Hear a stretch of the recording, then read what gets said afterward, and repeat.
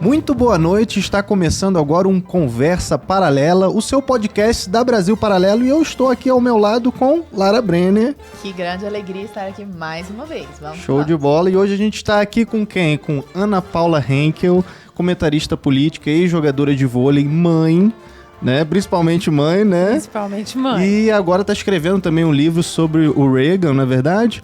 E eu queria que você se apresentasse um pouquinho pra galera, né? E aí depois a gente já vai entrar já numa pauta que eu acho que tem tudo a ver com você. Bom, meu nome é Ana Paula Henkel, eu fui jogadora de vôlei profissional durante 24 anos, quase 25, 4 Olimpíadas. Sim, eu sou velha desse jeito. E depois que eu parei de jogar, me formei em arquitetura pela UCLA, em Los Angeles. Depois que eu me formei em arquitetura, eu comecei a enveredar aí pelos caminhos da história da arte, que é um curso dentro do curso de arquitetura. Acabei me interessando muitíssimo pela política por trás da arquitetura. Aí agora fui para o caminho de ciências políticas. Enveredou para política. Também na UCLA. Mas política é uma coisa que está na minha família há muito tempo, né? Desde pequena, desde criança, uns 12, 13 anos. A primeira vez que eu ouvi o nome Reagan, eu tinha uns 12, 13 anos, né? E o meu pai falava muito de Reagan, minha mãe falava muito de João Paulo II. Então, o assunto Guerra Fria, comunismo, Reagan, Thatcher, João Paulo II, nós crescemos com esse assunto em casa. Então, falar que agora eu me tornei uma comentarista política, agora sim. Mas durante sempre teve essa influência toda a vida, de casa. meu pai empurrando livros para a gente ler, para a gente estudar. Então, eu tive essa referência em casa. E quando a gente fala de política, né, Ana, eu acho que é impossível a gente também não falar da cultura do cancelamento atualmente, né?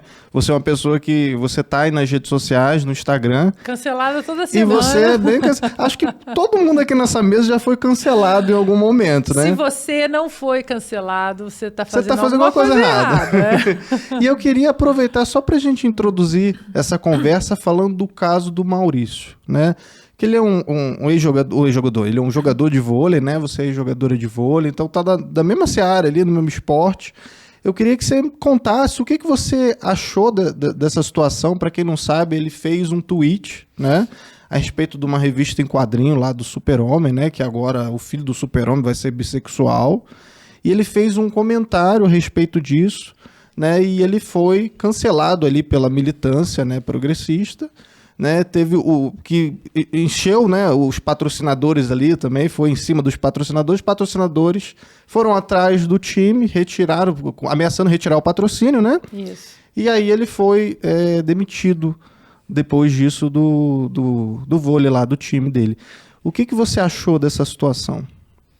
Bom, eu achei um absurdo, né? Porque, primeiro que nós tivemos aí na história americana o macartismo, né? Se você voltar na história, é você colocar ali o crachá de temos que perseguir essa pessoa.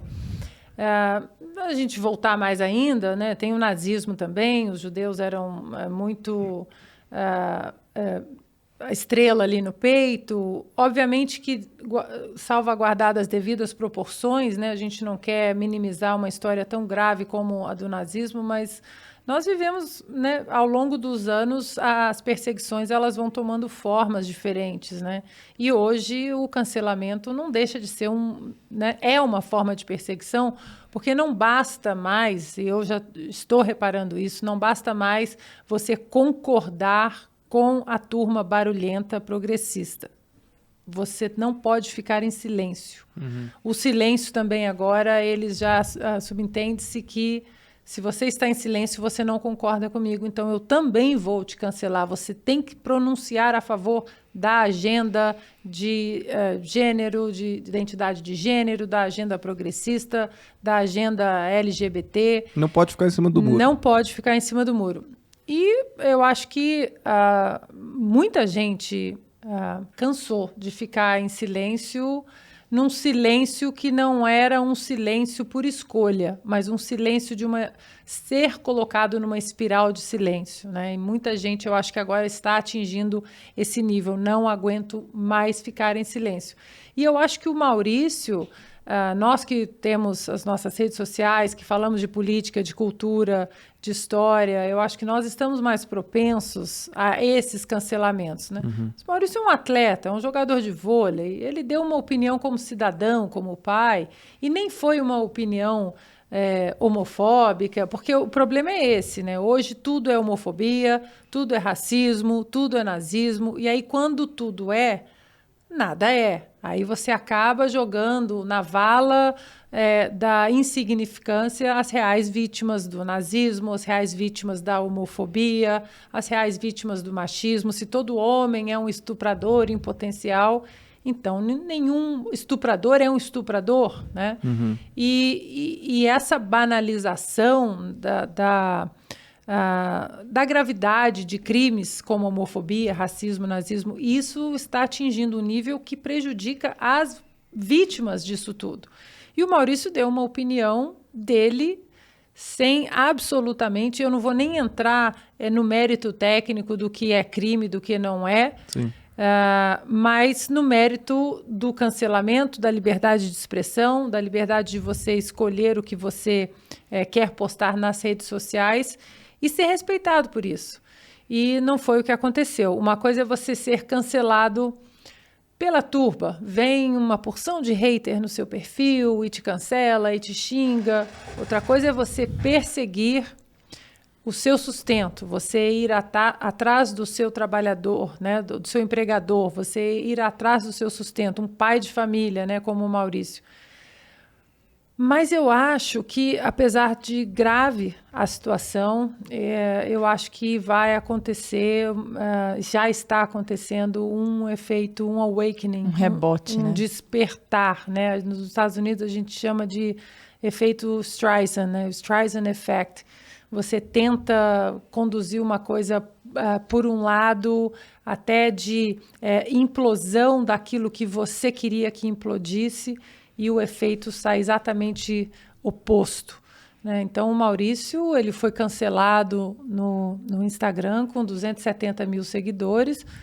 Hoje eu posso até ver, acho 2,7 milhões, acabei de olhar. Isso em uma semana, né? Então, eu acho que as pessoas cansaram da cultura do cancelamento. Inclusive, essa é uma pergunta que estava escalada aqui para fazer a você e eu gostaria muito de saber o que você tem a dizer sobre isso, Ana. É muito interessante porque toda vez que se tenta cancelar alguém que dá uma opinião sabidamente sensata, claramente sensata, nada que seja absurdo, toda vez que se tenta cancelar, essa pessoa cresce muito. Esse exemplo do Maurício é mais um exemplo. Nós já vimos muitos e muitos, né? Ele saiu de 200 e poucos mil e foi para 2,7 milhões de seguidores. Então, quer dizer, as pessoas estão concordando com aquilo que ele está falando e as pessoas estão estupefatas com esse acontecimento, porque realmente foi algo completamente desproporcional. O cara perdeu o ganha-pão dele, né? Perdeu, como você bem disse, um atleta, não era alguém que estava ali se posicionando nas mídias sociais de maneira contundente, nem nada, como você faz, por exemplo. Mas é muito engraçado porque ele foi mandado embora do time. Então, ele foi desligado do time. E, evidentemente, o time perdeu patrocínios e tal. Só que, ao mesmo tempo, ele cresceu e ficou enorme ali nas redes sociais. E a pergunta que eu te faço é, por que as marcas, por que os patrocinadores não têm o peito de abraçar essas pessoas que, teoricamente, são canceladas, falam assim, você foi cancelado? Então, peraí que eu te abraço, venha pra cá, eu vou patrocinar você, porque eu estou vendo que existem inúmeras, milhões de pessoas que concordam com o que você está falando, que podem consumir a minha marca, que patrocine esses eventuais cancelados. Por que as marcas não têm coragem de se posicionar dessa forma? Por que não tem uma Brasil paralelo do esporte aí? Do esporte. Exatamente, é uma ótima pergunta, um ótimo jeito. Eu acho que são 2 pontos. O primeiro, a turba do cancelamento é muito barulhenta, apesar de eu acreditar piamente que é uma minoria. Minoria no sentido numeral. Eu acho que a grande maioria das pessoas nesse espectro aí é uma maioria que porque você vê alguns comentários assim, olha, eu acho o Maurício um bobo, eu não concordo com ele, porque eu leio comentários assim nas minhas redes sociais, quando eu falo, por exemplo, acho que a gente vai falar daqui a pouco, não sei, sobre transexuais no esporte feminino. Então, existem pessoas também do outro lado do espectro, lado oposto do meu espectro político-ideológico, que tem bom senso. Então, existem pessoas que olham e falam, realmente, eu discordo de você na economia, na política, nos filmes que você gosta, mas, realmente, homens biológicos competindo com mulheres, eu não concordo. E eu vi que, no caso do Maurício, houve pessoas dizendo assim, gente, o Maurício é um bobo, eu não concordo, mas cancelar o cara a ponto de tirar o sustento do cara... né? Passou da linha. Desproporcional. Né? E o que eu acho, até escrevi a semana passada sobre isso, a história ela é cíclica e os próprios jacobinos dentro da Revolução Francesa, eles acreditavam que a guilhotina nunca chegaria neles. Né? Eles saíram guilhotinando todo mundo. Robespierre guilhotinou aí mais de 17 mil opositores e aqueles que não concordavam com a revolução, com égalité, fraternité, e vamos cancelar guilhotinando. E padres e monarcas, enfim. E eles acreditavam que esse cancelamento, essa guilhotinada geral, não chegaria neles.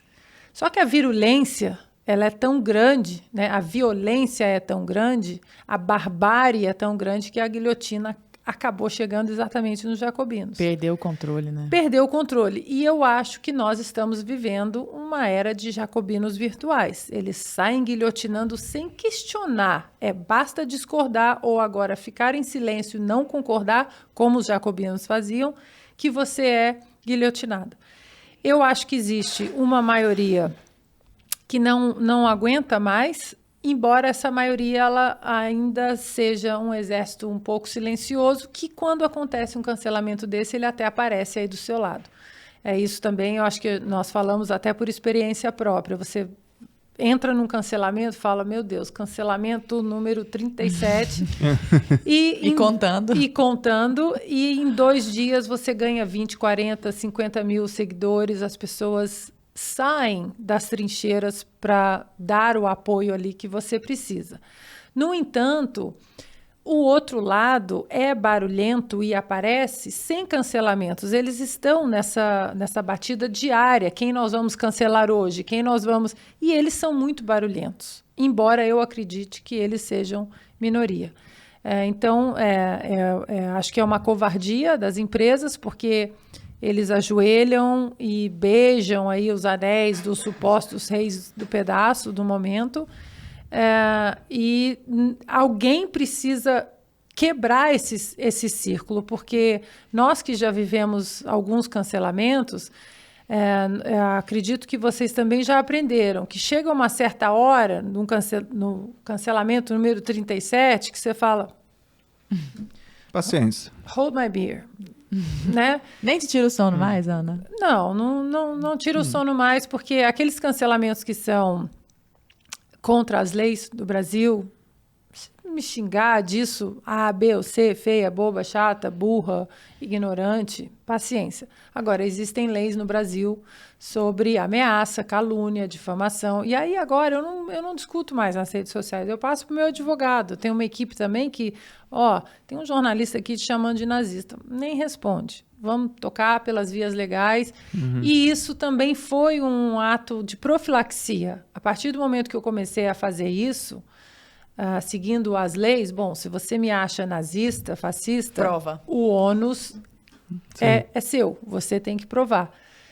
E isso foi eu acho que é um passo que nós conservadores, nós precisamos tomar, porque nós ficamos tão bem com a nossa estrutura cultural, com a nossa estrutura societária, a gente não fica indo na página das pessoas, cutucar, responder, né?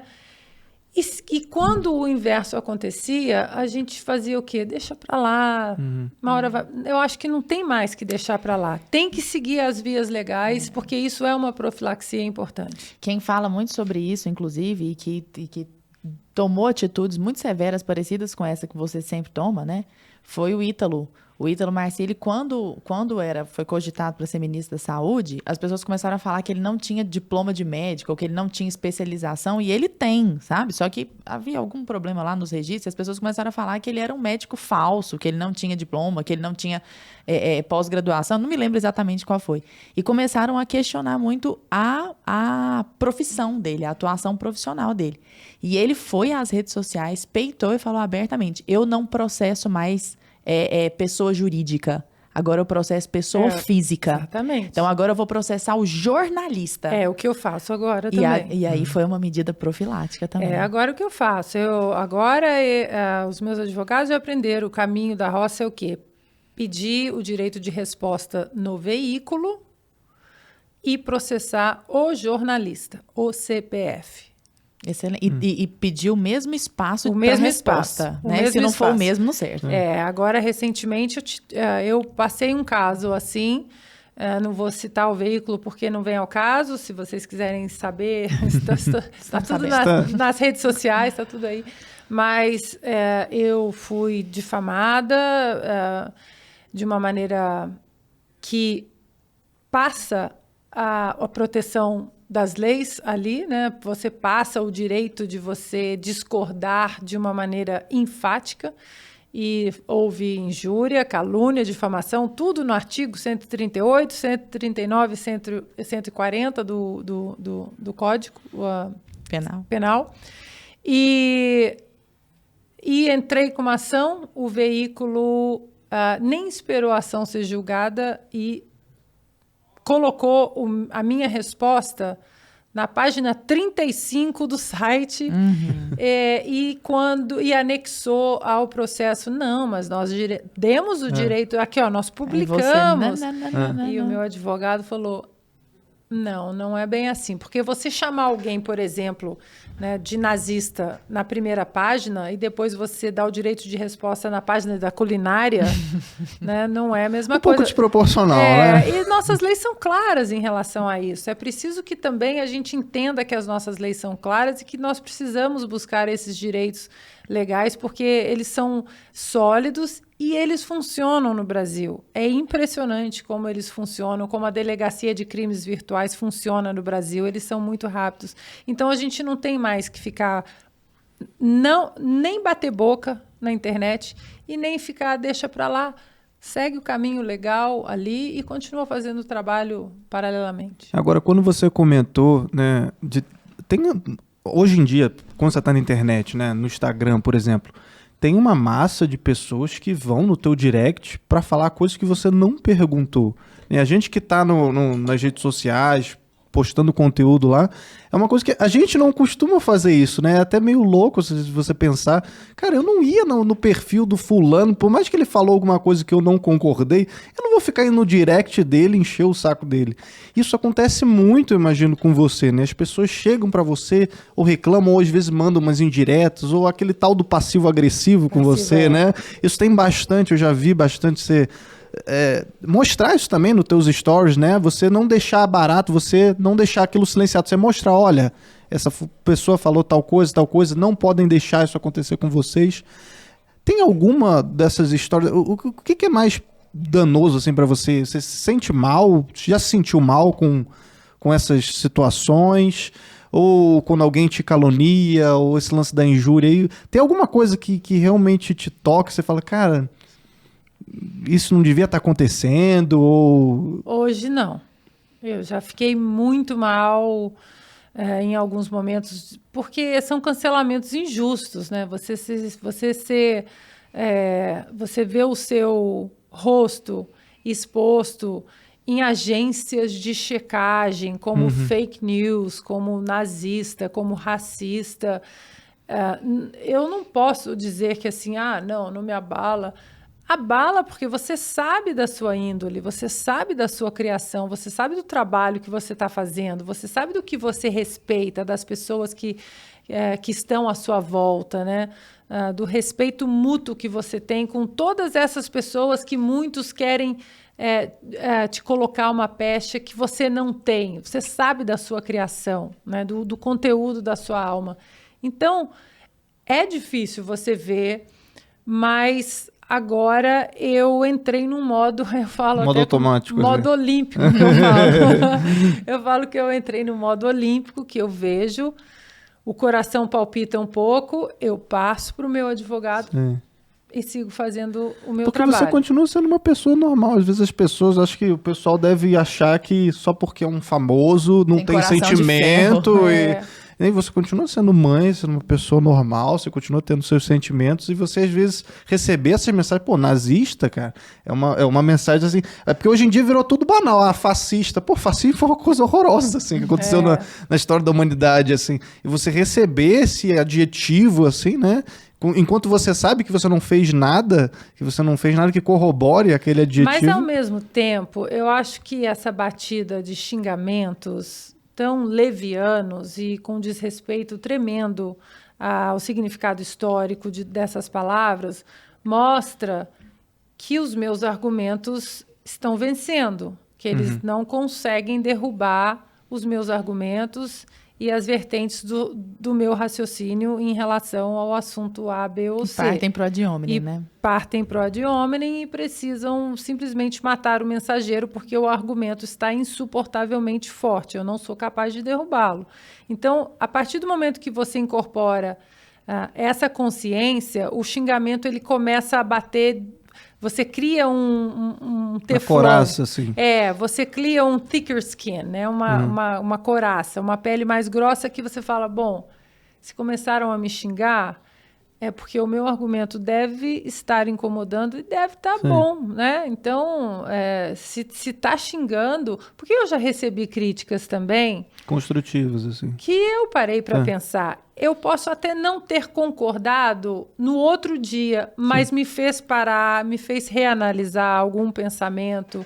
E eu acho que falta isso. O problema não é a crítica em si, né? Exatamente. Então, não foi a crítica à minha pessoa, foi a crítica ao que eu disse. Será que talvez, se você não interpretasse dessa maneira, o meu approach a algum assunto, não a minha pessoa, o que eu sou, como mãe, como esposa, como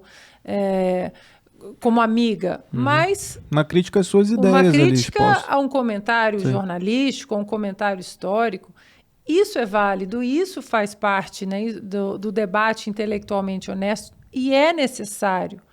Só que dentro do conceito que a gente vive hoje de liberdade, né, eu acho que tem um livro do Ben Shapiro, eu falo muito dele, que se chama Do Lado Certo da História. E tem um capítulo desse livro que fala de como na humanidade nós nunca fomos tão livres. A gente pode ser bissexual, homossexual, heterossexual, assexuada, você pode casar com homem, com mulher, mulher pode ser astronauta, homem pode ser enfermeiro, não tem mais nenhum, né, estigma, nenhum dogma disso, daquilo.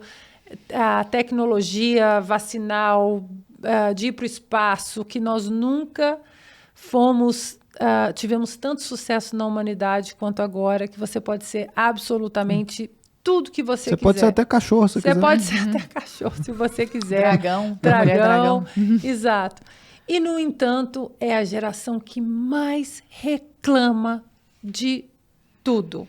Então, você olha, assim, o passado. Eu tenho um filho de 20 anos e, graças a Deus, muito maduro, conservador, e ele fala, assim, que é inacreditável você olhar no passado, ver imagens e fotos e filmes de meninos de 19, 20 anos desembarcando nas praias da Normandia, aqueles meninos, aqueles rapazes lutando para que a gente reclame hoje que menino não pode entrar em banheiro de menina. Ah, não, gente. Não, chega a ser irritante, assim, pelo amor de Deus. É isso, nós vamos brigar, nós estamos usando a nossa liberdade para isso.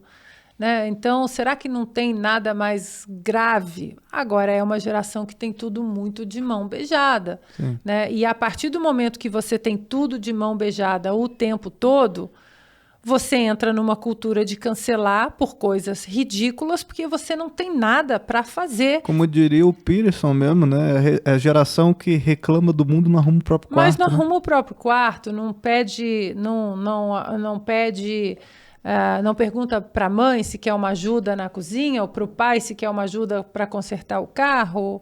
É uma geração que quer consertar o mundo e não arruma a sua própria cama, né? E essa não que a liberdade seja uma coisa ruim, mas a liberdade é um pilar moral. Você não pode simplesmente falar eu sou livre para te xingar, eu sou livre para ser o que eu quero ser, mas eu não sou livre para arrumar direitos em cima das decisões que eu tive, né? E isso não é uma coisa que acontece dentro dessa cultura, dessa geração aí da cultura do cancelamento. Eles tomam decisões e querem que essas decisões venham acompanhadas de direitos que não existem. Sem saber que para cada direito alguém tem um dever de fazer alguma coisa, Exatamente. né? Então, quem tá tendo esse dever? Quem que eu estou fazendo que se ajoelhe perante mim, né? Ana, você estava falando de argumentos insuportavelmente fortes e como esses argumentos acabam fazendo com que as pessoas te ataquem de maneira ad hominem, né? E eu acho que nesses últimos anos, se eu não me engano, nesses últimos 4 anos, os seus argumentos mais insuportavelmente fortes são os de atletas trans dentro do esporte feminino, né? E é muito engraçado, mesmo eu que não acompanho de perto tantos esportes, assim, eu não sou tão chegada à questão, embora admire muito, algumas imagens, quando passam por mim, ficam na minha cabeça de uma maneira que eu falo, não, gente, mas a pessoa precisa ter um neurônio para ver que isso aqui não faz o menor sentido. Então, eu me lembro, por exemplo, de ver uma esportista, Gabriele Ludwig, que tinha outro nome, né? Era um homem biológico e aí fez a transição. A pessoa tem 1,90 m de altura e está na Liga da Universidade de Esportes dos Estados Unidos. Então, é uma imagem muito chocante. Quando nós vemos a Tiffany, por exemplo, né, sobre a qual você já falou algumas vezes, também é chocante. Esses tempos para trás, um ex-Forças Armadas foi lutar no MMA feminino agora. A Lana McLaughlin, eu acho, né? Escrevi sobre ela também. Escreveu também. Trocou o pronome só pra encher a mulher de porrada. Só pra encher a mulher de porrada. E bateu muito na mulher. E foi uma coisa horrorosa. E aí a gente vê a foto dele quando era homem nas Forças Armadas, todo tatuado. E ele não era apenas das forças do Exército, das Forças Armadas. Ele era das forças especiais dentro das Forças Armadas, ou seja, é uma outra categoria de... Então, quer dizer, é um homem que mete medo em homens muito fortes. Exato. Imagina pegar esse homem biológico, transformar numa mulher e colocar ele dentro do MMA para socar mulheres, né? E aí, a pergunta, Ana, é... Nós temos muitas pessoas que estão nos ouvindo aqui agora que acham isso absurdo também, eu tenho certeza. Inclusive, até gostaria que você comentasse, tem muitas feministas que veem isso como uma pauta feminista, inclusive, né? De defesa das próprias mulheres, que as mulheres estão sendo massacradas. E eu gostaria de que você take your time, assim, sabe? Pegue o seu tempo, fique à vontade para trazer para nós e para os nossos ouvintes argumentos técnicos que provem que a grama é verde. Nossa. Porque a gente sabe que é, né? Mas eu falo a questão do hormonal, o milímetro de hormônio, sabe? Assim, essas coisinhas. Don't get me started. Quanto tempo tem? Não, mas pelo menos o grosso. Para uma pessoa numa mesa de bar ter como argumentar, sabe? Pra ela não ser só taxada de transfóbica, Exato. porque ela falou que um homem não deve bater numa mulher. Eu acho que... Não, é assim, primeiro, não são meus argumentos. São argumentos da biologia humana. Então, não é o que a Ana Paula acha ou o que o médico, o fisiologista da seleção acha ou A, B e C. É o que diz numa época que usa tanto essa palavra ciência, né?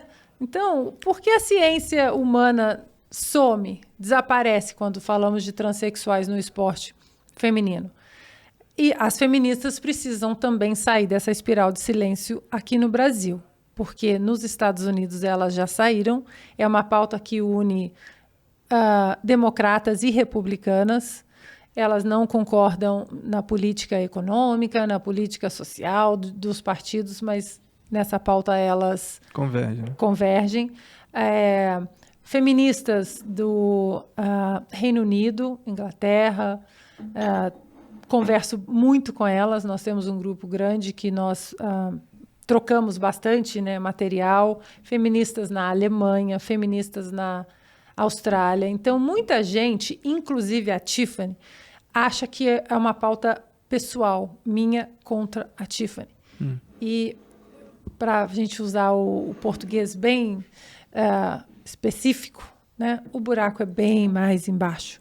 Não tem nada pessoal contra a Tiffany, respeito absurdamente a opção social, né, de identidade social dela e de qualquer pessoa trans, mas o esporte, o pilar mais sagrado, não é a identidade social, é a identidade biológica. E aí a gente entra na pergunta que você me fez, Lara. O que acontece? Quando as pessoas falam, porque o Comitê Olímpico... existe uma regra no Comitê Olímpico, aí você já fala, posso te interromper? Não existe regra. Não existe regra nenhuma, não existe lei nenhuma. Existe uma recomendação, que aqui para a gente é um pagamento de pedágio ideológico. Existe uma recomendação do Comitê Olímpico para os esportes que queiram autorizar que esses homens biológicos, que essas mulheres trans, joguem e compitam nos seus esportes. Cada federação tem a liberdade de falar, não, aqui não. O vôlei, o basquete, cada federação vai decidir se autoriza ou não. Não existe regra, você tem que. Dentro dessa recomendação, qual é a recomendação atual do Comitê Olímpico? E aí agora apertem os cintos. Um homem biológico, para poder competir com mulheres, ele precisa baixar sua testosterona até 10 nanomols por litro. Isso durante 12 meses, ou seja, durante um ano ela precisa mostrar que teve 12 meses ali de testosterona abaixo de 10 nanomols por litro. Depois de uma vida inteira de testosterona lá em cima, né? Esse é o grande problema. O próprio Jordan Peterson mostra vários estudos, e aí é só entrar na internet que tem vários estudos, que dentro do útero já existe a diferença genética do feminino e do masculino na própria cadeia cerebral. Então, quando uma criança nasce, você vê que as próprias brincadeiras de menino e de meninas são diferentes pelas conexões cerebrais, pelos hormônios. Existem dados da Federação Americana de Atletismo e de Natação, que são esportes individuais, então tem como você analisar o indivíduo, que ali a partir dos 5 anos, a diferença de tempo dos meninos para as meninas é muito grande. E isso nunca, a boca do jacaré, né, de 5, 6, 7 anos, ela vai só aumentando. Aí chega na puberdade, a boca fica gigantesca ali nos 13, 14 anos. As meninas não chegam nem perto dos tempos dos meninos. Passa a puberdade, essa boca fecha um pouquinho, mas nunca se iguala. Dentro desse conceito, uma atleta transexual que faz essa transição aos 30 anos, aí já colheu absolutamente todos os benefícios da testosterona, que aí, para os argumentos de quem quer discutir, coração maior, pulmões maiores, ou seja, capacidade cardiorrespiratória bem superior às mulheres, a oxigenação sanguínea do homem, ela é muito superior, a fibra muscular é diferente, a densidade óssea também é diferente. Mulheres têm a bacia mais larga exatamente para o trabalho de parto, para a reprodução. O nosso centro de gravidade ele é mais próximo do chão, por isso que homens eles saltam mais também, porque o centro de gravidade deles é mais afastado do chão. A influência da testosterona na altura, na própria na decision-making process, no processo de você decidir Tomada de decisão. Alguma tomada de decisão, e no esporte isso, em milésimos ali de segundos, isso pode fazer a diferença.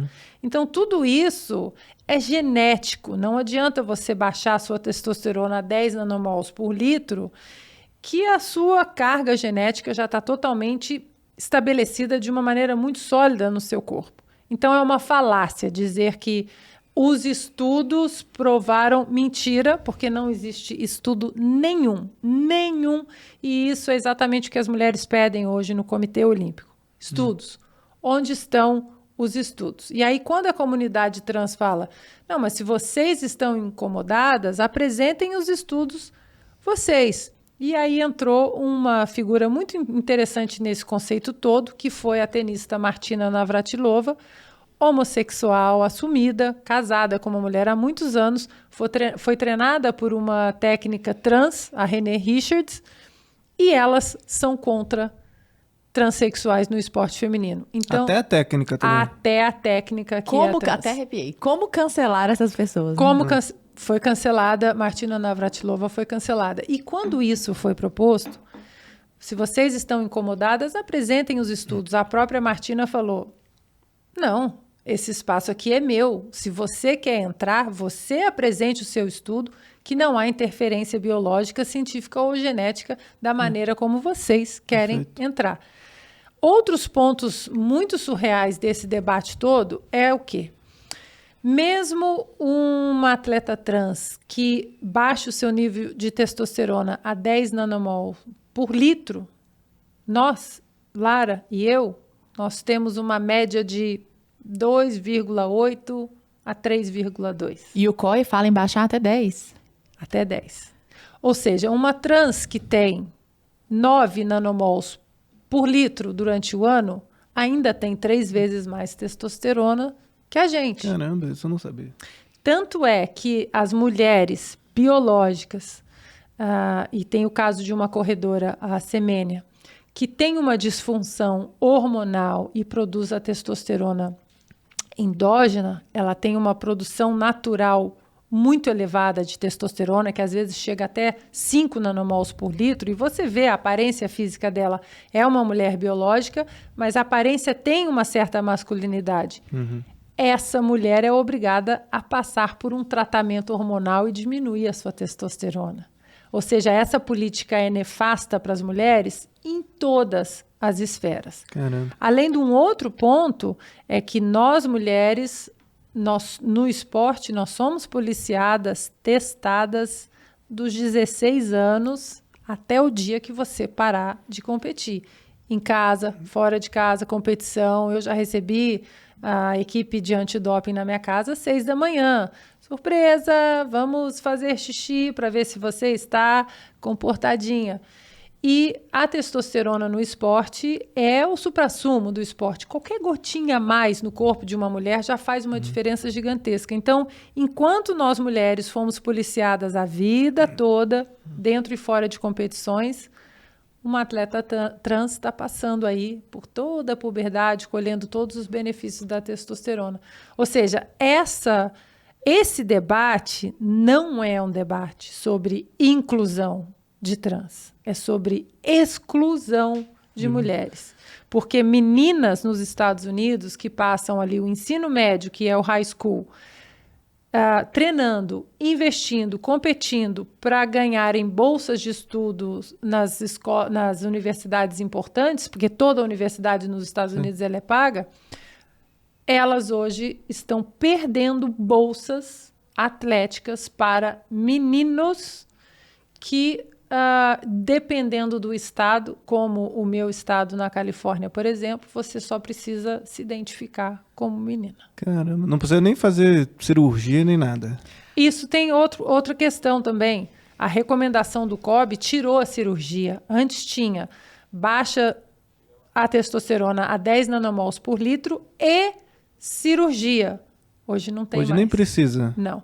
E aí entra um outro ponto também. Desculpa, você falou take your time. Eu tô... Por favor, é isso mesmo. E tem um outro ponto também, que é o ponto que as pessoas imaginam que o esporte olímpico o Olimpo, as pessoas super saudáveis e tudo de bom acontece lá. Não é bem assim. Existe uma máfia do doping dentro do esporte olímpico, porque medalhas e glória, isso tudo traz dinheiro, isso tudo são bilhões de dólares que são movimentados por ano aí na indústria do doping. Tem até aquele filme lá, o Ícaro. Ícaro, documentário. Exato, Excelente aquele documentário. Excelente. Fica a dica para quem está nos assistindo. Recomendo muito. Ícaros. Ícaros. Né? Ícaros. Recomendo muito. E o que acontece é que as políticas antidoping, elas estão sempre enxugando gelo, elas estão sempre atrás do doping, né? O doping está sempre na frente. O que acontecia, por exemplo, nos anos 60, nos anos 70, na Alemanha Oriental? Para despistar ali as substâncias proibidas, que são sintéticas, e isso o doping, o antidoping, ele já tinha uma técnica também muito acurada.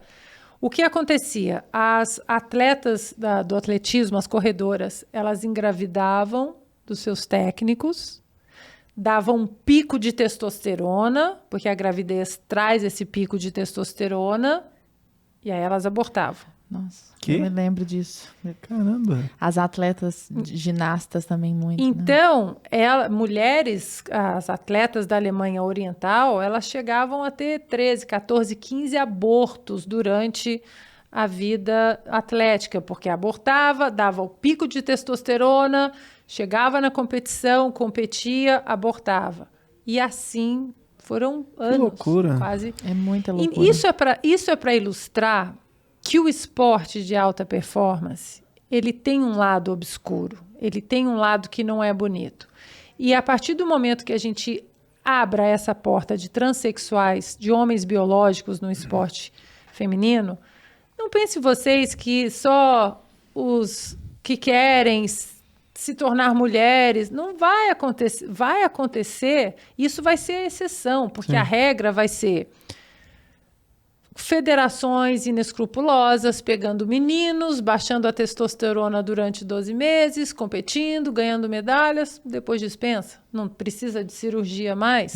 Né? Nós tivemos no Rio 2016, a delegação inteira da Rússia foi banida do atletismo, exatamente por causa de doping. Então não é um assunto simplesmente de inclusão, é um assunto que vai, ao longo dos anos, excluir muitas mulheres de seus espaços. Agora, Ana, qual que é a principal, assim, é porque eu tô pensando nisso agora, qual que é a principal justificativa do pessoal LGBT e mais ali, né, para essa questão dos atletas trans? Porque quando a gente vê imagens, pô, a gente tava outro dia mesmo, né, batendo algumas imagens, vendo algumas questões, tem um outro que a gente também não citou aqui, que é aquele jogador de handball, que o cara parece o He-Man de saia. Assim, e aí quando você vê umas imagens, cara, é absurda. Só de você. Eu sou leigo total, tá? Mas eu vejo a imagem e falo, cara, é completamente desproporcional isso que eu tô vendo. Tipo, tem 5 mulheres tentando agarrar o cara ali e ele passando assim, fazendo ponto, assim. É bizarro. Qual que é a justificativa dessa galera? Por que eles... Uma palavra só eles usam. Inclusão. Inclusão. Inclusão. Ou seja, nós estamos falando de um universo, se pegarmos aí o universo dos transexuais, por exemplo, é um universo muito pequeno, 0,07%, existe um número. E se você pegar o universo de atletas transexuais dentro desse universo, é 0,000 alguma coisa. Nós estamos falando de 0,00 alguma coisa para mudar 100% da rotina de todas as mulheres do mundo. Então, isso não é inclusão. E aí, para aqueles que falam assim, bom, então vamos fazer cotas. Espera aí, se você quer cota, então você está falando que existe uma diferença.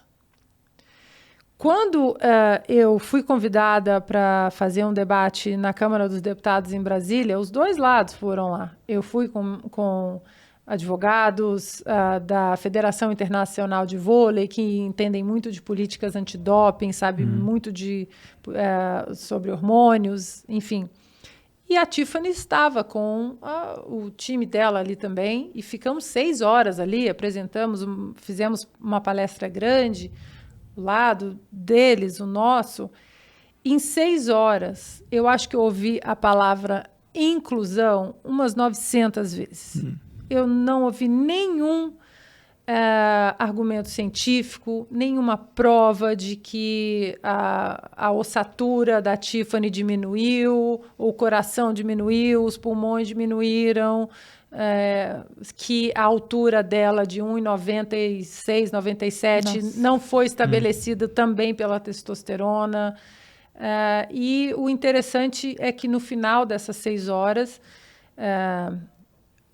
uma pessoa do time dela, né, do outro lado ali, chegou para mim com muito respeito e disse: olha, vocês me tiraram da zona de conforto, eu não estava enxergando como uma exclusão das mulheres. Era uma psicóloga e ela disse: eu tenho uma filha mulher e eu fiquei um pouco incomodada com a palestra de vocês, porque realmente vai além da falsa inclusão. Realmente cria-se um ambiente que pode excluir meninas sob o pretexto da bondade. Sim. E, Ana, pela nossa conversa aqui até agora, a gente começou falando do caso do Maurício, e o caso do Maurício virou um caso de negócios altamente influenciados pela ideologia. Então, a gente vê que a ideologia permeou o esporte de um jeito assim. E é muito engraçado, porque isso tira muito do brilho do esporte, né? Parece que hoje o time manda na postura do jogador, o jogador não. Ele tem que tomar muito cuidado com como ele vai agir na vida privada dele. O patrocinador manda no time. Isso. O patrocinador manda no time, o time manda no jogador, as pessoas não têm liberdade, aí o patrocinador fala: não, esse jogador tem que estar lá, se não estiver escalado eu não vou patrocinar o time. A gente sabe que hoje funciona assim, né? Você acha que isso acaba tirando brilho no sentido de as pessoas não estarem mais acompanhando o esporte pelo amor ao esporte? Tem sido assim? Acredito, e eu escrevi um artigo e o título era Deixem o Esporte em Paz. Porque dentro de um contexto tão polarizado hoje em dia, tudo é preto ou branco, A ou B, alto ou baixo, gordo ou magro, preto, né? Aquela coisa, é uma dicotomia cega em absolutamente tudo. Maniqueísta. Maniqueísta, ou você é pró-governo ou você é contra, você não pode ser pró-governo e criticar, ou ser contra o governo e elogiar. O esporte, eu não sei, não consigo diagnosticar para onde o esporte está indo, mas o esporte sempre foi o maior campo de inclusão. Tem preto, tem branco, tem alto, tem gordo, tem mulher, tem bissexual, tem homossexual, tem ateu, tem católico, tem protestante. E chega ali... Isso é o de menos. E chega ali na Olimpíada, we don't care. Exato. A gente não tá nem aí se você beija mulher, se você beija homem, se você reza o terço, se você é ateu. Ali é uma comunidade olímpica para celebrar a comunhão do ponto em comum, a competição, a liberdade. Então, existe um lado dos bastidores de uma vila olímpica que é um lado tão bonito, que é um lado tão bacana, que quando você está no refeitório à noite, ou até durante o dia, fazendo a sua refeição, aquele monte de gente de uniforme, bandeiras diferentes, e alguém entra com uma medalha olímpica no peito, o refeitório inteiro levanta e bate palma. Ninguém sabe de onde a pessoa é, de que país a pessoa é, se a pessoa é cristã, se ela é judia, se ela tem um namorado ou uma namorada. Ninguém sabe. As pessoas levantam e aplaudem aquela medalha olímpica que acabou de entrar no refeitório. A mesma coisa acontece quando acontece uma contusão grave e a gente fica sabendo que a ginasta dos Estados Unidos arrebentou o pé no salto. Quando a menina entra toda enfaixada, sendo carregada na cadeira de roda, de novo, o refeitório inteiro, estou falando de centenas de pessoas, levanta aplaude. Ninguém sabe se a menina gosta de menina, gosta de menino, se ela reza, se ela não reza. Ninguém sabe. Não interessa. Não interessa, né? A celebração do esporte, além das escolhas políticas e ideológicas, isso foi estabelecido na Carta do Barão de Coubertin de uma maneira muito clara. A celebração da vida, do ponto em comum. E hoje em dia nós estamos perdendo esse ponto comum e é por isso que é preciso deixar o esporte em paz. Porque o esporte ainda é um campo de celebração onde as diferenças podem e devem ficar de fora ali. Mas do jeito que as coisas estão indo, vão conseguir destruir uma das maravilhas aí que ainda conseguem unir as pessoas, né? Você vê palestinos, israelenses na Olimpíada, você vê russos, americanos, você vê brasileiros e argentinos se cumprimentando. Então, deixem o esporte em paz. Continuo com essa frase aí, vou ficar insistindo nela. Perfeito. E eu acho que uma coisa que ficou claro, pelo menos por enquanto, desse papo aqui, né, de transexuais nos esportes e tal, é que você não é uma pessoa que você é contra trans fazerem esporte, né? Eu acho que isso ficou realmente claro, né? Você só é contra que homens biológicos compitam no mesmo esporte que mulheres ali. Quando eu acredito esse esporte, a questão física é um fator que é preponderante. Porque eu fico pensando, por exemplo, assim, sei lá, Olimpíada de Inverno, por exemplo. Aí você tem alguns esportes, tipo aquele curling, sabe? Que eu aprendi a gostar do curling vendo na TV. Eu nem sabia o que era, tem aquela chaleira lá, fica os caras varrendo. Eu achava do cacete aquilo. A vassourinha no gelo. Eu achava ótimo, eu assistia aquilo tudo. E aí, só que eu fico pensando, aqui, de repente, esse esporte aqui, ele não tem a questão física como um fator principal, do meu ponto de vista ali, entendeu? Eu acho que ali poderia ter, de repente, um atleta trans ali no time, na seleção, que não ia fazer diferença alguma do ponto de vista técnico, talvez. Não sei você, eu queria até ter essa resposta tua. Como é que a gente poderia, sei lá, fazendo o advogado do diabo aqui, onde é que a gente pode incluir os atletas trans nesse sentido? Se teria que ter uma Olimpíada separada para eles, igual tem, sei lá, uma Paralimpíada? Ou depende do esporte? Um esporte que não dependa da questão física, no caso seria válido, igual o curling aí, por exemplo, essa ideia, ou algum outro esporte? O que você acha disso? Tá, vamos lá. Volto naquele meu comentário sobre as conexões neurológicas do menino e da menina que já acontecem no útero materno. Ali já existem conexões neurológicas sendo formadas com a bateria de hormônios específicos de cada gênero. Então, quando a criança sai do útero da mãe, ela já sai com uma carga genética imutável, não tem como mudar. E isso é estabelecido e demonstrado na aptidão física e também na aptidão cognitiva e de tomada de decisões.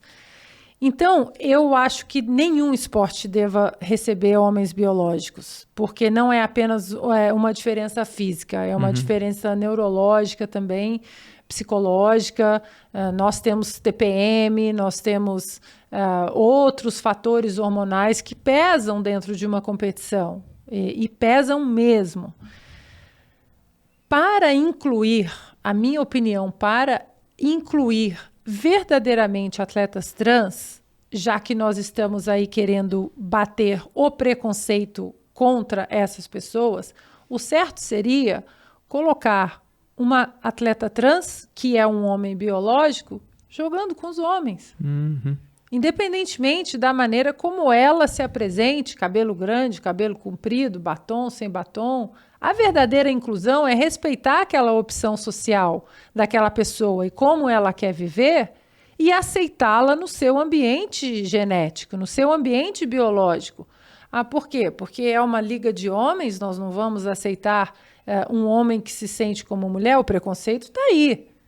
O preconceito está aí. Então, para mim, a verdadeira inclusão é aceitar aquela pessoa, aquela escolha social daquela pessoa, como ela quer se comportar, como ela quer ter a aparência no ambiente científico e biológico dela corretamente. Agora, diga. Não, é porque só uma coisa que eu queria comentar é que assim, é sempre do homem jogando no esporte feminino, né? Eu ia falar isso agora, era exatamente eu fiquei isso. com isso na Não cabeça, tem. eu falo que você nunca vê o O contrário. caminho inverso não tem. Até porque o caminho inverso, uma atleta transexual masculina, ou seja, uma mulher biológica que vai para o esporte masculino, ela pode tomar 1 tonelada de testosterona, que ela não chega perto da performance natural masculina. Isso já é o argumento, meu Deus do céu. Se o movimento só é do homem do homem biológico vindo para o esporte feminino e não existe um movimento contrário, isso já é o argumento. Já mostra por que si tem alguma só. coisa que não faz sentido ali, né? Uma mulher biológica, uma atleta trans masculina no esporte masculino, ela nada mais é ou ele nada mais é do que uma mulher entupida de testosterona e que pode fazer o que quiser, pode treinar e fazer toda a carga hormonal ali artificial, não chega perto de nenhuma performance masculina. A gente percebe muito isso, tem um vídeo, se não me engano, foi no ano passado, no ano retrasado, do jogo do Bauru. Tava o Bernardinho, né? Ele foi cancelado naquela época ali, porque a Tiffany fez um ponto assim. Não, e é bizarro assim, né? Ela levanta, sobe, pô, faz o ponto e tal. E aí ele fala assim com todas as letras, ele, pô, o homem é foda, né? Ele fala exatamente isso. E aí ele foi cancelado, depois ele teve que pedir desculpa, ele pediu desculpa lá, se retratou e tal. E quando você pede desculpa pra essa turma, normalmente a galera não compra também a ideia. Como é que funciona isso? Por que não devemos pedir desculpas, então? Jordan Peterson fala isso, né? Não Aqui, se pede desculpa aberto. para a multidão. Aqui, ó, vou ler. É isso que tá aí? Deixei aberto então aqui. Leia para nós, Ana Paula Henkel. Jordan Peterson, aliás, leiam Jordan Peterson. Todo dia acorda e fala, qual será a minha dose de Jordan Peterson de hoje? Ele fala o seguinte, em relação, porque Jordan Peterson também é outro que já foi cancelado inúmeras vezes. Também tem o thicker skin, né? A couraça aí. E ele fala o seguinte, ele fala, nunca peça desculpas a uma turba sedenta de sangue. Você não está lidando com pessoas com quem pode reestabelecer um relacionamento. Você está lidando com uma ideia sem alma que possui pessoas. E eu acho que é isso, porque a turba sedenta de sangue, ela não quer seu pedido de desculpas. Ela quer usar você como um boi de piranha, mostrar, olha como eu vou cancelá-la. E ela vai ficar, baixar a cabeça ali. Assiste como eu vou massacrar essa menina, entendeu? O próximo pode ser você. É só isso. Ela pode pedir desculpa 50 vezes, que não adianta. Nós tivemos um caso na NFL dos Estados Unidos, né, um quarterback do Saints, do New Orleans Saints, o Drew Brees, que o ano passado, dentro daquele contexto de Black Lives Matter, logo após a morte do George Floyd, Black Lives Matter e aquela destruição ali em várias cidades dos Estados Unidos, havia uma agenda política para tentar derrubar Donald Trump da Casa Branca. Então existia, né, uma agenda ali, além do racismo estrutural. A gente pode debater racismo, mas um racismo estrutural no país mais livre e próspero do mundo, é difícil acreditar nisso, principalmente quando atletas milionários negros estão reclamando, né, de um racismo estrutural. Enfim, o quarterback do Saints, ele vem de uma família militar, pai, avô, tio, irmão, e ele falou naquela onda de se ajoelhar durante o hino americano, ele chegou para os companheiros e falou, olha, eu não me sinto muito confortável, eu apoio o Black Lives Matter, eu apoio a causa de vocês, mas eu não gostaria de ajoelhar porque eu venho de uma família militar e eu me sinto desrespeitando os meus antepassados, as pessoas que morreram na minha família. Pronto, já era. Por causa desse hino, por causa dessa bandeira. E não ajoelhou. E explicou, tintim por tintim, eu apoio o movimento de vocês. Parece que essa parte foi ignorada. Ele não ajoelhou, ele foi cancelado. 24 horas depois, ele fez o primeiro pedido de desculpa. Caramba. Para os tubarões. Ele teve 6 pedidos de desculpa. E agora, janeiro desse ano, ele se aposentou. Caramba. Teve o Jonathan Isaac também, da NBA, Só que que ele é é negro, mas ele também foi cancelado. Ele foi cancelado e Porque agora... ele é cristão, ele é negro e tal, ele não cristão. queria se... Mas ele era contra. Ele deu uma entrevista falando que Ele é contra. deu uma entrevista e disse que ele não ia se ajoelhar porque a única pessoa que ele se ajoelhava era para Cristo. E que ele não ia se ajoelhar para homem nenhum na terra, para rei nenhum, apenas para o rei divino. Pronto, já era. Já era. E aí você vê, engraçado, você vê a foto do Orlando Magic ali, da NBA, e só ele em pé, com a Sim. cabeça baixa, vários jogadores com a camisa do Black Lives Matter, ajoelhados numa toalhinha, senão machuca O joelhinho. joelho. Agora, recentemente, o Jonathan Isaac foi cancelado de novo porque ele foi contra o passaporte da vacina. Ih, negacionista demais. Ele deixou muito específico, ele especificou assim muito bem, destrinchou a opinião dele sobre a vacina. E ele não é contra a vacina. Ele falou, é uma decisão muito pessoal. Eu não posso obrigar o meu irmão em Cristo de se vacinar ou não. Isso é uma opinião pessoal. Então, ele foi específico assim contra o passaporte vacinal. Foi cancelado, ou houve uma tentativa, mas aí dentro da NBA deu um spark, saiu uma faísca ali. E aí veio o Kyrie Irving, falou a mesma coisa. Aí vários atletas negros da NBA vieram contra o passaporte da vacina e a imprensa ficou meio perdida. E agora? A gente cancela, não cancela? Sim. Porque aí, essas Até a Rihanna, se não me engano, falou isso. contra na época. E é engraçado que assim... A Nicki Minaj... Nicki Minaj falou também. E é engraçado porque a gente vê isso acontecendo nos Estados Unidos e parece que o Brasil, ele toma as diretrizes dos Estados Unidos para muita coisa. A gente parece que não inventa as coisas, a gente meio que copia também certas coisas. A gente teve recentemente o Flow, que também foi cancelado pelo mesmo motivo, né? O Lacombe foi lá, o vídeo depois caiu, porque ele deu uma opinião dele a respeito da vacina. O YouTube censurou o vídeo. Eles até depois estavam processando lá, tentando ir atrás disso, e eles perderam o patrocínio deles, porque o Monark chegou e fez uns tweets lá a respeito da questão da liberdade de expressão. Ele falou, cara, eu acho um absurdo chegar um convidado aqui, falar o que ele bem entender e eu perder o vídeo e ser cancelado por conta disso. E aí depois a internet foi em peso, assim, atrás dele e eles perderam lá essa questão do patrocínio. Como é que você enxerga o Brasil nessa situação, assim? Nos Estados Unidos é muito diferente daqui, o pessoal de lá fala também a respeito das coisas daqui. Como é que você vê isso aí? Eu acho que a diferença do Brasil para os Estados Unidos, eu não acompanho esse podcast, mas eu recebi um vídeo, eu acredito que desse podcast, deles quebrando uns copos, é isso?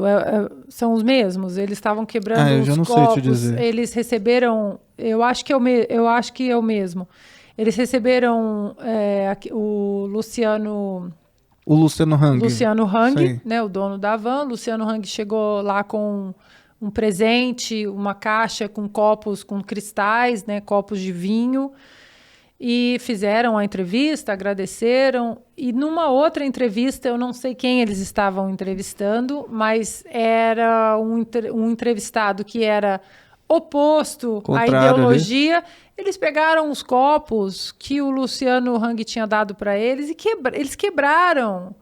E fizeram, e fizeram essa gracinha de vamos lacrar aqui, quebrando os copos do cara que foi na CPI da Covid, que bem ou mal apoia esse governo, whatever.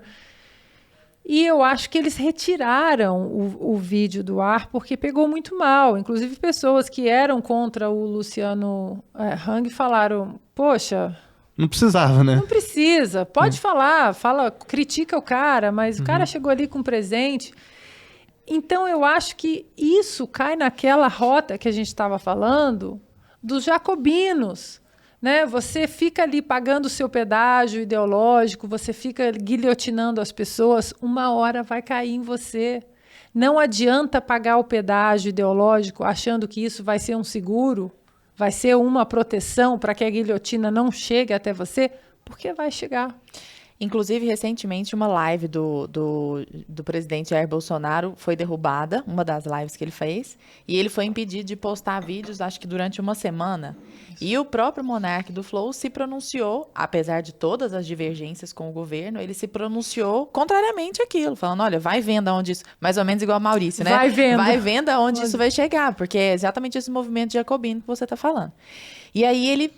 se falou isso, né? Falou, olha, ter uma opinião não pode ser considerado um crime. Não existe crime de opinião. Não existe crime de opinião, ponto final, né? E ele foi muito mal interpretado por isso. Ele foi acusado de um monte de coisas, né? Um monte de impropérios, de crimes que ele não havia cometido, e ele veio se explicar. E aí, a partir do momento em que ele se explicou, a reação em cadeia foi justamente a reação que você disse. Ninguém está interessado no pedido de desculpas ou no que você de fato está falando. E você, Ana, não se dobra. Você nunca se dobrou no esporte. Você não se dobra, eu imagino que não deva se dobrar em profissão nenhuma das múltiplas profissões que você tem, né? Como arquiteta, como comentarista política, você não se dobra. Como mãe. Como mãe, eu posso imaginar. Como mãe, eu me dobro. Como você se dobra? Será que dobra? Vou perguntar isso pro Gabriel. Mas o que eu gostaria de perguntar é o que você diria para as pessoas que hoje estão encontrando reverberação nisso, nesse posicionamento que nós estamos defendendo aqui agora, que é um posicionamento absolutamente razoável, embora permita contrapontos, ele é um pensamento razoável. Tanto é que nós estamos vendo essas nossas opiniões reverberarem, por exemplo, no fato de que o Maurício agora tem 2.700.000 seguidores. Então, nós estamos vendo que nós não estamos sozinhos. A espiral do silêncio parece ter sido quebrada. Que palavra de encorajamento... Só que, né, apesar disso, toda a mídia é contra. Então, a mídia inteira faz uma pressão enorme, a ideologia faz uma pressão enorme.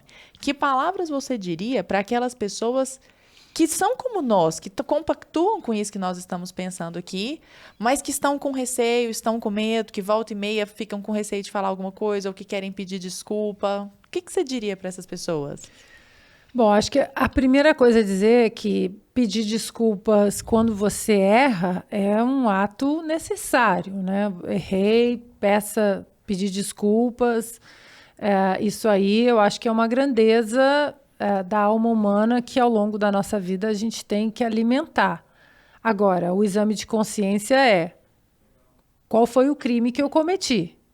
E você pedir desculpas por um crime que você não cometeu, não pense que você vai ficar nessa primeira desculpa. O que eu posso dizer, queria até saber da experiência de vocês, é que depois do terceiro cancelamento, você entende que não é sobre o seu argumento, não querem discutir, não existe uma interlocução intelectualmente honesta. Existe um cancelamento puro, vil, uma barbárie jacobina, é isso que existe. E acho que sair da espiral do silêncio requer preparação. A pessoa também não pode sair da espiral de silêncio sem uma preparação adequada, porque vão cancelar em algum momento, que seja dentro da sua família, dentro do seu grupo de amigos, ou na faculdade, ou na sala de aula, ou no trabalho, vão cancelar. Então, você tem que entender que, a longo prazo, qual é o legado que você quer deixar, qual o contexto macro de tudo isso que a gente está vivendo, né? O que eu recebi de homens como Reagan, João Paulo II, Thatcher, Churchill, vamos até um pouco mais atrás, o que eu recebi desses homens e o que eu preciso fazer para que o legado continue da maneira que eu recebi, porque essa, para mim, é a grande preocupação. Eu ser cancelada, enfim, isso é chato, mas eu, como mãe, o que eu vou deixar para o meu filho? O próprio Ronald Reagan falava, né, que a liberdade ela está sempre a um passo da extinção. Uma geração, né, da extinção, que nós precisamos receber a liberdade, proteger, lutar por ela e passar para os filhos para que eles façam a mesma coisa. Agora, como que nós vamos passar uma liberdade turva para os nossos filhos? Eles não terão como protegê-la, eles vão ter que consertar alguma coisa que nós fomos incapazes de proteger. Então, a gente tem que pensar no macro, porque a longo prazo, essa cultura do cancelamento é uma mini revolução francesa virtual, né, dos justiceiros sociais aí, que por trás de um teclado não tem medo de falar nada. Né? Então, é preciso combater com argumentos, é preciso combater com elegância, sem aumentar a voz, sem entrar na histeria que eles, às vezes, precisam que nós entremos. E a partir do momento que você já começa a recusar entrar na histeria, no debate no mesmo tom, eu acho que aí já é o primeiro passo para o primeiro gol, digamos assim. Agora, Ana, a gente vê você falando bastante dessa questão dos atletas trans. Você foi lá numa uma audiência, aquilo? Na Câmara. Tá, você ficou, sei lá, 6 horas lá que você falou. Por que, assim, você é ex-atleta de vôlei, por que você ainda está comprando essa briga, assim? O que dentro dessa briga, por que isso é importante para você, assim, se você já saiu do vôlei, você tá fazendo bem o papel do advogado do diabo, assim, por que isso te interessa ainda? Por que você ainda tá mexendo com isso, se você sabe que vai dar dor de cabeça? E sua vida tá tão boa nos Estados Unidos? Por que, sabe? Por que se importar com isso? Porque eu tenho filhos, eu tenho um filho de 20 anos que eu quero deixar o legado que eu recebi do meu pai para ele de luta. O meu pai nunca se calou. Meu pai foi professor de matemática, diretor de escola, educador. E dentro de um ambiente de sindicato, de professores, um ambiente bem esquerdista, bem ali entrelaçados com a ideologia da esquerda no Brasil. Meu pai nunca se calou, sempre com muita elegância, ele sempre colocou os argumentos dele. Eu tenho uma enteada que é atleta, não é uma atleta nata, aquela que assim vai ser o grande exponencial do time. Ela precisa estar sempre trabalhando muito para estar na pontinha dos cascos ali. E aí eu fico pensando, se eu não lutar por isso, um menino biológico chega, empurra, toma o lugar dela. Então eu preciso lutar por ela, eu preciso lutar pelas filhas dos meus filhos. É esse legado do Reagan que nós recebemos, né? Esses homens, eles não passaram o que eles passaram simplesmente para aí cai o Muro de Berlim, 1989. Que maravilha, estamos livres, mas e aí? O cerceamento das nossas liberdades, né? O comunismo, ele vem de várias formas, né? Muita gente fala, comunismo 2020. Não é apenas o comunismo, mas a aura tirânica, a alma ditatorial do comunismo, do fascismo, do nazismo, ela se reinventa, ela vem de várias maneiras. E é preciso estarmos sempre entrelaçados com o passado e entender que existe uma roupagem nova ao longo dos anos e é preciso a gente identificar e continuar protegendo o legado desses homens. Inclusive, esse politicamente correto não deixa de ser também um autoritarismo desses grupos, né? Com certeza. E uma pessoa que reverbera muito isso tudo que você disse até agora, Ana, e é uma pessoa com a qual você se identifica muito, é o Jordan Peterson, né? E eu queria que você comentasse conosco, como que o Jordan Peterson veio parar na sua vida, como que isso chegou até você, primeiro contato que você teve com a literatura dele, e de que maneira ele te influencia no seu dia a dia? Olha, é um homem, assim, acho que é um dos maiores pensadores contemporâneos. É um homem que tem um legado, já tem um legado mesmo em vida. E qual a importância do Jordan Peterson no mundo de hoje? A importância dele é a comunicação com uma geração muito jovem, com jovens. Eu fui a 2 palestras do Peterson em Los Angeles com o meu filho, ele me avisou, Jordan Peterson estará em Los Angeles. Que legal. E fomos nas 2 palestras, fiquei muito impressionada como uma pessoa pode falar durante 2 horas e meia assuntos tão profundos, tão relevantes, sem um pedaço de papel no bolso, sem um TP, sem uma cola, sem um telefone, era simplesmente um banquinho com uma água e o palco. 2 horas e meia de uma imersão ali profunda em pontos filosóficos da vida, zonas de desconforto, ele empurra a gente para zonas de desconforto que hoje em dia elas são empurradas para debaixo do tapete, principalmente em relação a uma nova geração de pais que não podem dizer não para os filhos, não podem abalar a autoestima, o amor próprio. Ninguém pode se frustrar hoje em dia. Ninguém pode se frustrar. Isso, o que acontece, Jordan Peterson mostra que muitas das ferramentas que nós temos ao longo da nossa vida adulta, elas são colhidas no caminho da frustração, do desapontamento, da decepção, da tristeza. As ferramentas estão ali. E não apenas na alegria. Life suffering. Né? Life suffering. E eu acho que ele tem essa capacidade de se comunicar com uma geração muito importante de conservadores, uma geração que está aí procurando uma identidade e argumentos, não apenas discutir a esquerda é ruim. Tá, a esquerda é ruim, por que a direita é boa? Por que os conservadores? O que você tem para me oferecer? E ele oferece a zona do desconforto, mostrando o quão ela será positiva para você.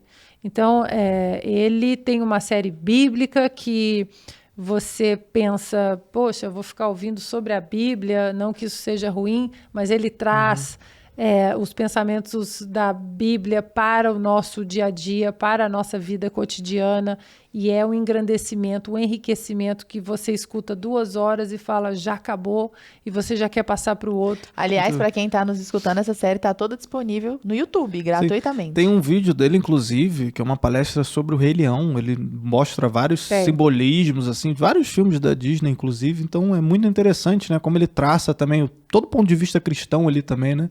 Eu já cheguei a ficar 5, 6 horas assistindo Jordan Peterson, assim, na madrugada. Cliquei um vídeo, assisti, aí começa aqueles recomendados, aí você fica clicando, e eu olhei, já eram 4:30 da manhã. Caramba. E a importância para mim, Lara, é que até um ponto de cunho bem pessoal, né? Filhos passam por momentos, às vezes, de instabilidade, uma zona cinza que todos nós passamos. Ali na adolescência, eu sou criança, eu sou adulto, eu sou adolescente, como eu tô, né? E o Gabriel é um menino muito introspectivo, ele lê bastante, ele tem um senso de humor, assim, muito particular, ele é tímido, mas ao mesmo tempo ele é muito, muito, muito estudioso. E ele, como todos nós, passou por esse momento ali nos 16 anos, 17, eu sou um adolescente, eu sou um homem, eu quero ser homem, mas eu tenho meus receios, os meus medos. E o Jordan Peterson caiu ali na tela do Gabriel, e eu já tinha ouvido falar do Jordan Peterson, mas não tinha mergulhado diretamente no trabalho dele. Foi ele que te apresentou? E uma vez o Gabriel falou, porque eu já tinha lido partes de um livro mais antigo do Jordan Peterson, que é o Mapas do Significado, sim. Né? Que, olha, eu queria fazer um curso sobre esse livro, porque eu não tenho palavras para aquele livro. É um livro, né, bem grande, mas o Maps of Meaning, eu me interessei muito ali pelos arquétipos, enfim, e Jung e tal.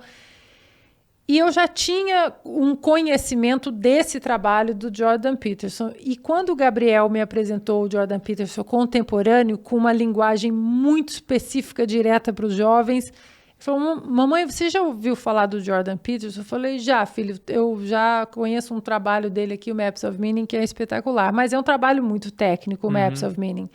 E quando o Gabriel me chamou para sentar, e eu vi aquela linguagem, e 2 horas depois estávamos ali assistindo, e Jordan Peterson foi um grande parceiro do Gabriel nessa fase. Nós assistimos muitos vídeos sobre life suffering, sobre abraçar o lado ruim que todos nós temos, que nós nascemos, né? Os freios que você usa, as ferramentas que você usa para que esse lado não aflore, né? Esse casamento, assim, da realidade, do bem e do mal dentro de você. E aí é um mergulho sem volta, Jordan Peterson. Aí você começa a ver e assistir, ler, aí vem 12 regras, que na verdade o 12 regras, ele é um Maps of Meaning bem resumido, mas que é muito útil. E para aqueles críticos que falam, é um livrinho de autoajuda, é porque não entendeu nada do livro. Nem deve ter lido. Não entendeu Ninguém nada. consegue entrar naquele livro e sair da mesma forma E que o entrou. meu é autografado. Não. Acabou a amizade agora. Os dois. Que inveja. Ai, que Nós máximo. conhecemos o Jordan Peterson numa dessas palestras em Los Angeles. Nós entramos na fila para apertar a mão dele. legal. Temos fotos e apresentei o Gabriel. E uma vez eu escrevi um artigo sobre ele, Quem Tem Medo de Jordan Peterson, que foi uma das fases do cancelamento. Estavam cancelando Jordan Peterson pela enésima vez. E eu escrevi um artigo que chamava Quem Tem Medo do Jordan Peterson. E um seguidor meu do Twitter era aluno dele na Universidade de Toronto. E comentou com ele e ele me retweetou. Caramba. Pronto, zerou a vida. Eu falei, zerei a vida. Que massa. Você sabe que eu tô te vendo falar do Gabriel desse jeito? Vou até te confessar uma coisa aqui, uma coisa pessoal. Eu acho que você não vai lembrar. Mas eu passei por aqueles resquícios feministas que vão ficando na gente, assim, a gente vai ficando meio bobo. E aí eu tava numa fase que não quero ter filho. Não quero ter filho, tá. Aí de repente eu falei, mas parece que eu quero, parece que o corpo tá pedindo, mas eu não quero. E aí é aquela fase, né, mais ou menos igual a essa fase do Gabriel, de transição, assim, que você tá se entendendo. E você postou uma foto com o Gabriel, ele é lindo, ele parece muito com você, inclusive, né? E aí eu vi aqueles dois, falei, coisa mais linda, aí eu te mandei uma mensagem. Falei, Ana, na caixinha, como que é a experiência de ser mãe, né? O que você acha de ser mãe? Você seria mãe de novo? Alguma coisa assim. E aí você deu uma resposta, Ana, enorme, que eu tenho printada aqui no meu celular. E uma resposta muito linda, falando, a melhor decisão que eu já tomei na minha vida foi a decisão de ser mãe. Essa é a melhor decisão que eu já tomei. E aí depois, no especial de Natal do ano passado, eu entendi isso ainda mais, né? Aquilo fez muito sentido pra mim. E assim, agora uma pergunta mais pessoal. Só para colocar um adendo nisso. Isso, porque a gente está falando de Jordan Peterson. Isso é um ponto que... por que Jordan Peterson ele é tão necessário? Porque ele mostra o abraçar dos desafios. Ele demonstra e te dá algumas ferramentas para você achar coragem, para você abraçar o desconhecido. Que hoje existe essa geração tem medo de arriscar, tem medo do desconhecido. É uma geração envolta num plástico bolha, não posso me machucar, não posso me ferir. E aí o que acontece? Quando essa geração se torna adulta e entra em alguns relacionamentos, existe uma frustração, uma decepção, troca rápido. Eu não quero mais. Mas não é porque não gosta da pessoa, porque eu não quero me machucar. Eu não quero trabalhar. E o Jordan Peterson, ele quebra essa esfera da proteção nociva. E ele faz a gente abraçar os desafios de uma maneira que lá na frente você faz... agora eu entendi. Que foi o caminho que você fez, né? E hoje o seu é olhando para o Gabriel e o Gabriel te apresentando o Jordan Peterson, que esclareceu o porquê que o Gabriel fez tanto sentido. Então o círculo se fecha, né? Impressionante.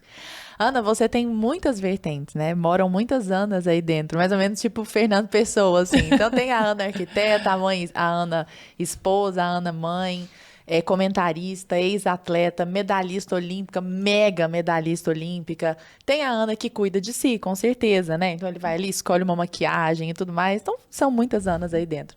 E a gente conversava agora há pouco e tem uma Ana que faz mais gosto para você, né? Que é aquela que você fala, não, de tudo isso que eu faço, isso é mais importante. E você é uma pessoa que está muito exposta na mídia, né? Que tem um reconhecimento muito grande, colhe muitos frutos de todo o seu esforço. E por incrível que pareça, a Ana, a qual você é mais apegada é aquela de dentro de casa, né? Comenta conosco um pouco disso. O que é? As pessoas não sabem disso, né? As pessoas provavelmente imaginam que a Ana com a qual você é mais apegada é essa que tá todo mundo vendo, é essa combativa que enfrenta cancelamento. E isso é só uma parte da sua vida, né? Essa Ana que as pessoas veem, Lara, ela... eu afirmo isso sem assim o menor medo de errar nesse cálculo, mas essa Ana combativa, atleta, medalhista, arquiteta, que vai, é cancelada, que vai, que fala, é cancelada e vai de novo. Essa Ana não existiria se não fosse o que a Ana lá dentro recebe, a minha estrutura familiar, o legado do meu pai, a minha mãe, a minha família, o meu marido, o meu filho. Eu não imagino sair, botar o pé para fora da porta se eu não tivesse o que eu tenho para dentro da minha casa. A minha força está ali. A minha força, a minha troca de energia, o meu aprendizado, porque eu fui mãe com 28 anos, dentro de um contexto econômico, profissional, muito bom da minha vida, onde eu viajava bastante, já tinha uma profissão muito bem estabelecida, já tinha fama, já tinha um nome reconhecido, já tinha uma conta bancária confortável, e eu achava que eu era muito feliz, eu estou bem, eu estou bem, eu tô olímpica, eu estou bem. E veio a maternidade, veio o meu filho, e teve um dia que eu, olhando para ele, eu estava amamentando, eu falei, eu não era feliz e não sabia. Isso aqui é felicidade, nada daquilo faz sentido se o final não for esse, essa é a minha experiência, né? Existe o respeito para quem decide não quero ser mãe, ou enfim. Mas a minha experiência é que, diante de um ser ali, de uma vida que eu gerei, que hoje é o maior parceiro que eu tenho na minha vida hoje é o meu filho, né? Meu pai foi embora, mas ele falou, fica calma que eu vou deixar um suplente nota 1000 aí para você. Eu aprendo muito com meu filho até hoje, né? Muitas conversas, a gente discute muitas coisas, e aí eu vejo que diante do poder que Deus deu para a gente, para as mulheres, de gerar uma vida, as nossas vontades, elas são muito insignificantes na questão desse poder divino, né? De você continuar estabelecendo ali um legado que vai além da sua vida, que vai além do que você acha politicamente, ideologicamente, economicamente. Você não sabe onde aquilo pode dar. Você aceitar a dádiva de gerar uma vida e entender a sua insignificância diante de um presente tão grande. Vai além das medalhas, né? Vai porque a medalha tem uma hora que você bate no teto. Você fala, eu sou uma medalhista olímpica, eu estou bem. Eu fechei o maior contrato da minha vida, eu estou bem. Mas a vida diária de uma mãe não existe teto, você aprende todos os dias. Todos os dias você aprende. Então, quando meu filho às vezes manda uma mensagem, mamãe, obrigado por ter me ajudado com alguma coisa, meu Deus. Eu fecho o olho e eu falo, você não imagina o tanto que você me ensina diariamente. Não, Gabriel, olhando pro Gabriel, obrigada. A mulher maravilhosa que tá aqui falando de você, que legal, que bacana. E é isso, os filhos, eles acabam se tornando um eterno aprendizado pra gente e um crescimento que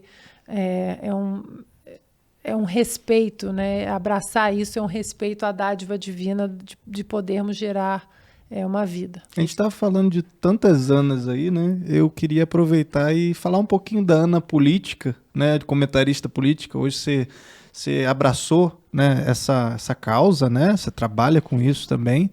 Eu queria que você me contasse um pouquinho como é que foi essa trajetória, ou de onde você chegou realmente na política, por que falar de política. E você tem um curso, né? Você falou que queria fazer um curso também do Maps of Meaning e tal. Você tem um curso de política americana, você fala de política americana no teu Instagram.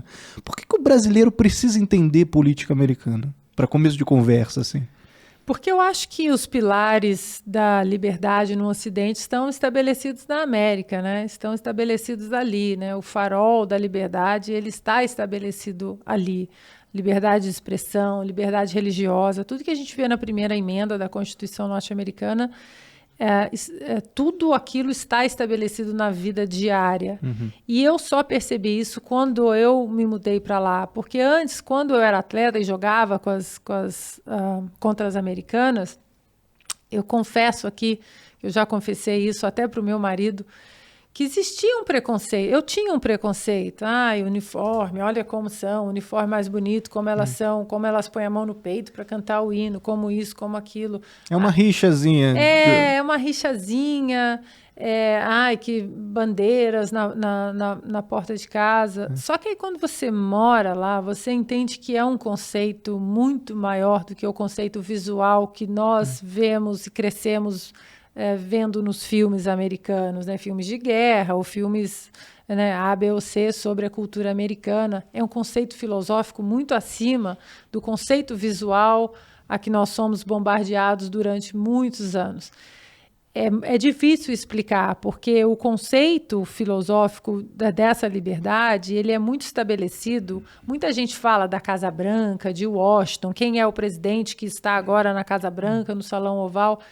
Mas dentro da pirâmide da sociedade americana, a Casa Branca é uma pirâmide lá em cima. Aqui embaixo, a pirâmide da liberdade, ela é muito próxima de você. É a política local, as tradições locais, é tudo muito bem fundamentado, muito perto de você.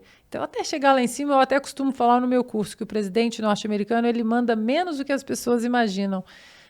Você tem um poder de ação da sua cidadania, da ação mesmo real política, para mudar o conceito da sua comunidade. Ele é muito mais palpável, centralizado. Assim, ele é muito perto de você. E essa defesa da liberdade, nesse sentido, de você ter ela mais próximo, isso eu queria trazer para o brasileiro, porque nós ainda falamos muito em Brasília, na União, no governo federal, a gente ainda espera muito do governo federal. Qual o nome do vereador que está encarregado do seu bairro? João, Antônio. E nos Estados Unidos é o oposto, né? Você tem ali o nome, você hold accountable, é uma expressão tão que às vezes eu tenho dificuldade em traduzir para o português, é você hold accountable, você está ali com o cabresto puxadinho nos políticos ali o tempo todo. E a defesa da liberdade, acho que é o principal ponto. Até dentro do conceito dos pais fundadores americanos, da própria criação da nação americana, nós temos pais fundadores que eram muito, muito, muito, muito diferentes. Muito diferentes. Você não tem um pai fundador parecido com o outro. E alguns até se tornaram inimigos, né? Mais para frente, Thomas Jefferson e Hamilton, Alexander Hamilton brigaram durante muitos anos sobre o estica e puxa, quem vai ter mais poder, se é a União, se é os Estados. E por causa dessa rivalidade, a nação foi forjada na autonomia dos Estados também, no Bill of Rights. Depois você tem Thomas Jefferson e John Adams, que passaram anos sem se falar, se tornaram presidentes, acabaram morrendo no mesmo dia, 4 de julho. E dentro desse conceito todo da fundação da nação mais próspera do mundo, muita gente fala assim, mas você fala... Estados Unidos é uma nação livre porque é uma nação muito próspera. Eu falo, não, é o contrário. É uma nação muito próspera porque é uma nação muito livre. E isso tem que ser explicado porque essa liberdade e essa prosperidade, ela se dá pelas diferenças dos pais fundadores, que hoje é proibido você ser diferente, né? Tudo é muito coletivista. Vira um inimigo mortal, Vira um inimigo, né? E todo mundo tem que andar no seu balaio coletivista, e a gente vê que a individualidade e não o individualismo, a individualidade dos pais fundadores, o respeito à individualidade, do que você pode acrescentar, do que você pode acrescentar, eu posso acrescentar de diferente, isso faz uma comunidade forte.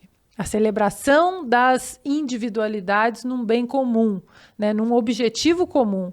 E não você renegar aí, empurrar para o escuro a sua individualidade pelo bem comum. É exatamente o contrário. O bem comum se fortalece na individualidade, na personalidade. Isso. E isso é um pilar muito forte, né, dos americanos. Isso. Eu queria fazer um pinga-fogo com a Claro, Ana Paula, por favor. antes de nós nos despedirmos. Mas tem alguma coisa ainda que você esteja... Não, pensando? é uma coisa que eu me lembrei, que você estava comentando das pessoas não saberem o nome do próprio vereador aqui do bairro, né? Dessa terceirização da culpa, né? A gente sempre culpa o governo federal ou o STF. A gente sabe o nome de todos os ministros, é uma coisa que você sempre fala, né? Mas não sabe o nome, sei lá, do vereador ou até do próprio de escalação quando você fala de futebol, né? O pessoal fala muito de política e tal, mas também não... A gente não olha também para a questão do esporte, assim, também a gente não sabe nem quem que é a escalação da seleção brasileira, né? Então é uma coisa que ficou na minha cabeça, assim. Vamos lá pro pinga-fogo, então? Então Vambora. vamos. Então, vou falar, você me dá a primeira coisa que vier à sua cabeça. Olimpíadas. Ai, meu Deus. Olimpíadas. Amor. Boa. Um filme. Gran Torino. Um livro.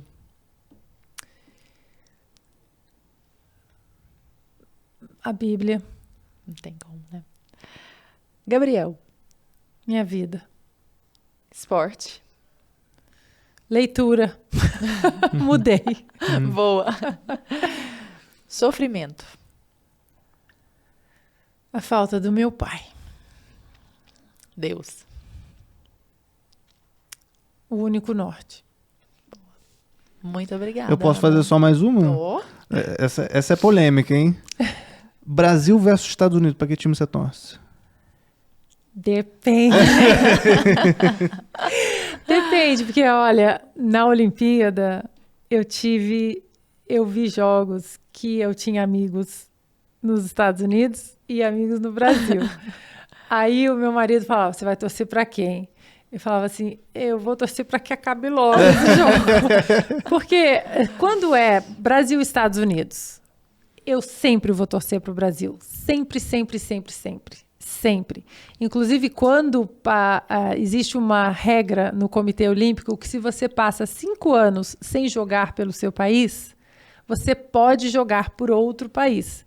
E como eu sou cidadã americana, 5 anos passaram, a Federação de Vôlei americana me chamou para fazer parte da equipe olímpica, tentar ir para a Olimpíada, jogar isso quando eu mudei para os Estados Unidos. E eu falei... Eu não consigo. Meu coração é verde e Como amarelo. assim? Eu vou colocar um uniforme com a bandeira americana assim e vou subir no pódio? Então, assim, obviamente que se eu estou nos Estados Unidos e eu estou em algum evento e toca o hino americano, eu ponho a mão no peito por respeito, porque hoje eu sou uma cidadã americana, passei por todo o processo de aprender a amar, né, a nação que me acolheu e me acolheu muito, muito bem. Mas daí você botar um uniforme Um pouco demais. com a bandeira americana contra o seu time. país. É. Aí fica difícil. Aí eu falei, I'm so sorry. Eu falei, não vai dar. Não, mas você não pensa. Eu falei, eu não preciso pensar. Eu não vou conseguir competir contra... Eu falei, não dá. É uma coisa que não dá para explicar e é difícil mesmo. Então... Hoje, quando eu tenho amigos que estão contra o Brasil, né, jogando, e eu sei da luta, de tudo, das contusões, aí eu fico assim, quem ganhar tá bom. Mas se não tem amigo americano jogando, aí é Brasil.